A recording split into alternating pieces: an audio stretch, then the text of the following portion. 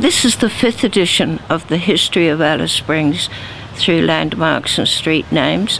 It all started with a chance remark from Elva Hayes asking me who Adamson was. They'd just moved to Adamson Avenue in 1976. This was a new street in the Gillen area, and I'd never heard of Adamson. I went to school in England. We'd never got up. We started with the Bronze Age and so on, and the Vikings, and we only got up to the Crusades when I left school. So I'd never heard of the telegraph line or anything.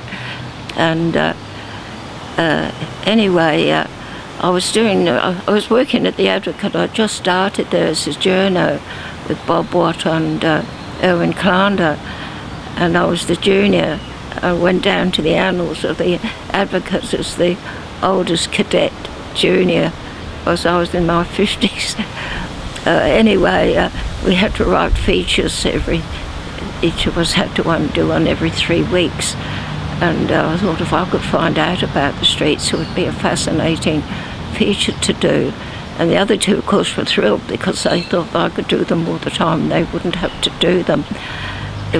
No one knew who the streets were named after, and I was doing shorthand classes, and the teacher said she had worked at the town council and there was a book in the office there, so along I went, and Trevor Jenkinson was the town clerk, and asked him if I could borrow it for a week.